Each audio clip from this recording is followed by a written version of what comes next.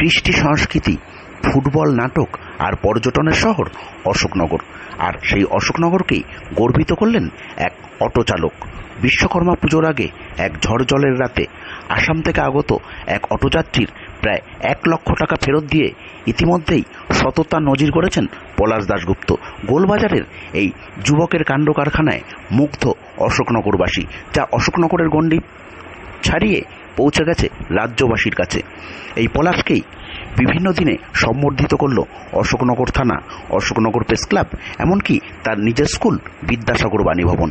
আর সম্বর্ধিত হয়ে গর্বিত পলাশ আর তার স্ত্রী কি বললেন শোনাব। নর্মালি আমরা যে ভাড়া খাটি সেরকম ভাড়া খাচ্ছিলাম। বৃষ্টির দিন ছিল, রাত্রি 9:20 কি 9:30 নাগাদ ভদ্রলোক নেমে পড়েন, ভুল করে হাবড়া ভেবে অশোকনগরে নেমে পড়েন। কোথা থেকে আসছিল উনি এসে আমাদের বললেন যে উনি আসাম গৌহাটি থেকে এসছেন। গৌহাটি থেকে উনি এক প্রকার রিজার্ভ করেই আমাকে নিয়ে নেন। 350 টাকা আমাদের রিজার্ভটা ঠিক হয়। তো ওনাকে আমি একাই নিয়ে যাই। যেতে যেতে উনি গাড়ি থেকে 2বার নেমে পড়েন উইদাউট ইনফরমেশান যে উনি সঠিক পথে যাচ্ছেন কি না। রেলগেট পড়েছিল যখন তখন একবার, এবং রূপকথা সিনেমা হলের ওই জায়গা ভাঙা আছে, তো ওই জায়গায় 2-3বার নেমে যায়। তা যখন আমি নগরুখা মোড়ের দিকে টার্ন নিই, উনি চলন্ত গাড়ির থেকে লাফ দেয়। বৃষ্টির চোট পড়ছিল দেখে গাড়ি আসতেই চালাচ্ছিলাম আমি। তা নেমে গিয়ে আশপাশের দোকানদারদের জিজ্ঞেস করতে থাকে যে সে সঠিক জায়গায় যাচ্ছে কি না। তার মনে হচ্ছিল সে ভুল জায়গায় যাচ্ছে। তা আশপাশের লোক তাকে যখন আশ্বস্ত করে যে আমরা একই জায়গায় যাচ্ছি এবং সঠিক জায়গায় যাচ্ছি, তখন সে আবার গাড়িতে এসে বসে।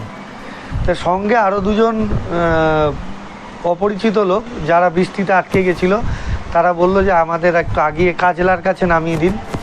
তা ওই পরিস্থিতি, ওয়েদারের ওই অবস্থা দেখে আমি বাধ্য হলাম তাদের গাড়িতে নিতে। এবং তাদের নিয়ে যখন আমরা যাচ্ছি, তাদের সঙ্গেও সে কনভারসেশন করতে থাকে যে আমরা সঠিক পথে সঠিক দিকে যাচ্ছি কিনা। এবং তাদের যখন আমি কাজলা মোড়ে নামাই, তখন সে নিজের দিদিবাড়ি মনে করে, আশপাশের জায়গাটা তার পরিচিত মনে হয়, দিদিবাড়ি মনে করে সেই জায়গা থেকে নেমে যায় আমার গাড়িতেই ব্যাগটা রেখে। যেটা উনি পরে সেটা টের পায় যে উনি ভুল জায়গায় নেমে পড়েছে। তো যথারীতি আমি ওই এলাকায় ওনাকে মিনিমাম 3-4 বার খুঁজতে থাকি। 1 ঘন্টার মতো আমি ওখানে সময় দিই। দেওয়ার পরে ওখানকার স্থানীয় একটা ক্লাবে হয়তো পুজো কমিটির মিটিং চলছিল, তারা তখন মিটিং শেষ করে বেরোয় এবং আমি তাদের সমস্ত বিষয় খোলাখুলি জানাই। তো তারা আমাকে বলে যে থানায় যোগাযোগ, এবং থানার প্রত্যেকটি স্টাফ আমাকে বিশেষ সম্মান দেন।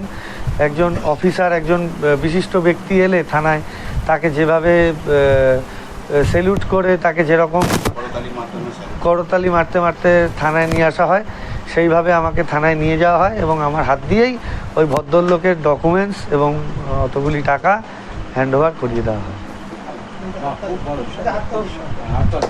আমার খুব ভালোই লাগছে আমার স্বামীর এরকম একটা এত মানে ভালো। ও বরাবর আর্মি ডিফেন্সে লাইনে যাওয়ার চেষ্টা করেছিল, সেখানেই সম্মানটা তো সেখান থেকে তো পায়নি, এখান থেকে পেয়েছে। মানে এটা ওর কাছে একটা বিশাল বড় একটা পাওয়া যে এতটা। ও বরাবরই খুব সৎ, পশুপ্রেমী মানুষ।